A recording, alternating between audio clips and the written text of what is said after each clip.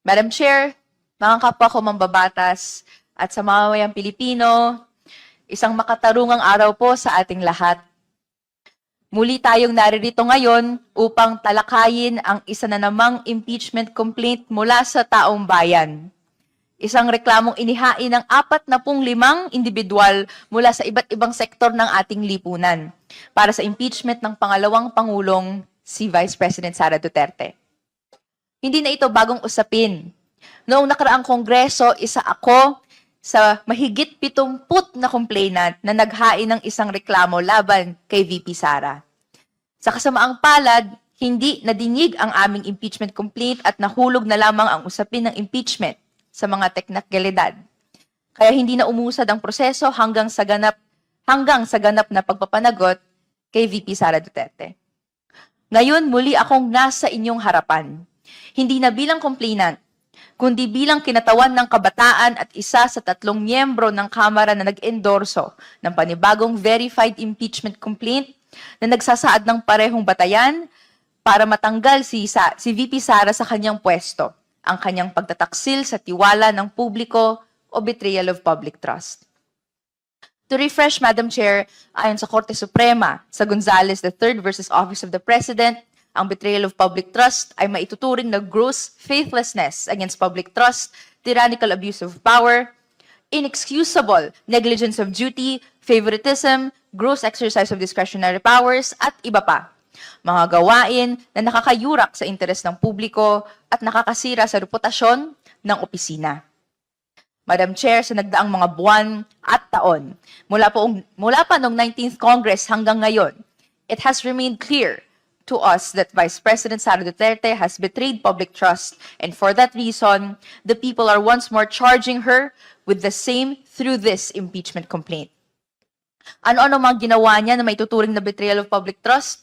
Madam Chair, 3 po ang nakita nating mga kagagawan or 3 acts. Now, to summarize just very briefly, number 1, inabuso ni VP Sara Duterte ang kabuuang halaga ng 612.5 million pesos of confidential funds sa OVP at sa Department of Education mula noong 2022 hanggang 2023.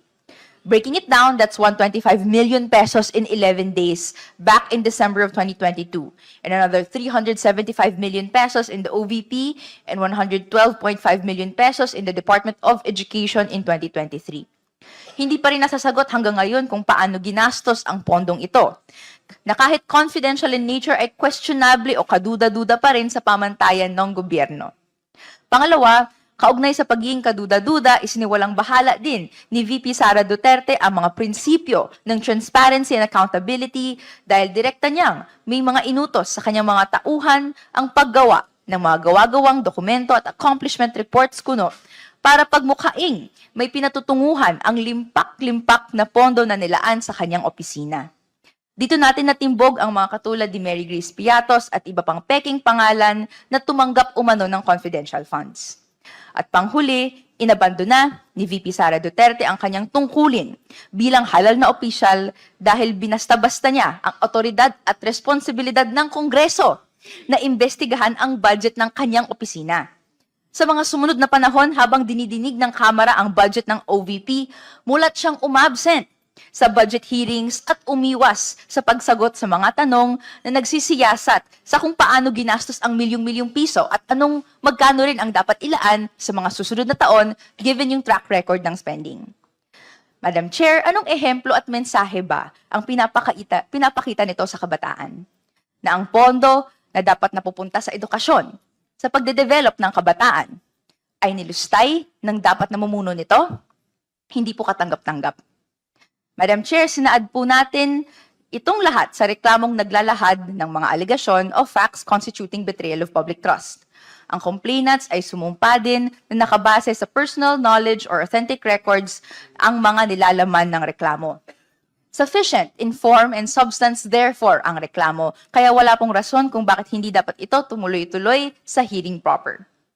Higit pa sa mga technical na kahingian, matagal nang hinahanap ng taong bayan ang pananugutan ni VP Sara Duterte sa kanyang mga ginawa na nakadetalye sa mga reklamong nakahain laban sa kanya ngayon. Malinaw ang panawagan ng taong bayan No? Ituloy ang proseso ng impeachment hanggang sa tuluyan siyang mapanagot.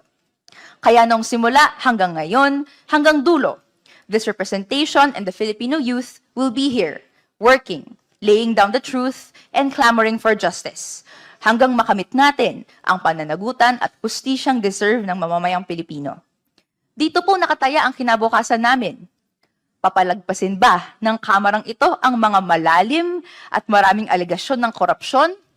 O magiging masusi sa pag-imbestiga at syempre ituloy-tuloy ito hanggang makamit yung tunay na pananagutan? Madam Chair, this impeachment has been long overdue. So allow me to reiterate.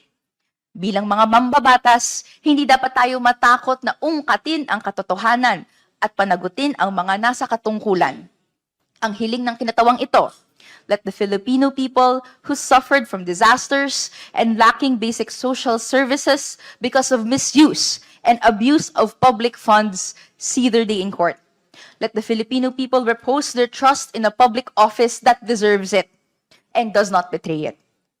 It is no surprise that the following call has saturated the streets nationwide in the past weeks. Marcos Duterte, walang pinag-iba, parehong kurakot, pahirap sa masa. And so we, the Filipino youth, echo the call of the people. Lahat ng kurakot, dapat managot mula sa baba hanggang sa tuktok.